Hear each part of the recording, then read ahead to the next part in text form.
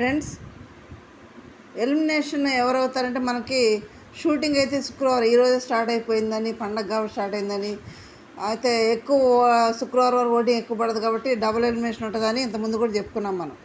Double elimination అంటే ఎలా ఉంటుంది అంటే మిడ్ వీక్ ఎలిమినేషన్ ఒకటి పెడతారని ఇంతకుముందు పెడతారా లేదా అని అన్డౌట్గానే చెప్పాము. రెండో ప్రోమో ప్రకారం చూస్తే మిడ్ వీక్ ఎలిమినేట్ అయితే జరిగిపోయింది. అందరూ కూడా సంజనానే ఎలిమినేట్ చేశారు. ఏం రీజన్స్ చెప్తున్నారు? తన వంతు తను చూసుకుంటుంది కానీ ఎదుటి వాళ్ళ గురించి ఆలోచించదు అంటే. రాము ఏం చెప్తున్నాడు? రాము తెలియలేనాడు అంటున్నారు. రాము చూడండి, ఎవరైతే తనకు దగ్గరకు ఉంటారో వాళ్ళ తరఫునే మాట్లాడితే, వాళ్ళ కోసమే పనిచేసిద్ది, వాళ్ళ కోసమే ఉన్నట్టు ఉంటుంది ఆమె అని రీజన్ చెప్తున్నాడు. అంటే చూడండి ఎన్ని రీజన్లు చెప్తున్నారు. ఇప్పుడు మెయిన్ దొంగతనందే.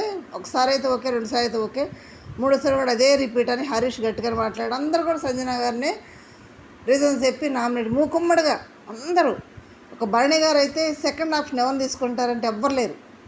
సెకండ్ ఆప్షన్ ఎవ్వరు లేరు, సంజన గారే చెప్పారు. బిగ్ బాస్ కూడా సంజన గారిని మెయిన్ డోర్ నుంచి బయటకు వచ్చామని చెప్పాడు. ఇప్పుడు ఏం చేశారంటే సీక్రెట్ రూమ్లో పెట్టారు సంజన గారిని. ఇప్పుడు సీక్రెట్ రూమ్లో సంజన గారు ఉంటే కదా అసలైన ఆట అనేది మొదలయ్యేది. ఎందుకంటే ఆమె గురించి వీళ్ళు ఏం మాట్లాడుంటారని వింటది కదా. సంజన తేలిక వదిలే రకం కాదు, అన్నీ ఏం మాట్లాడదు మొత్తం వింటది.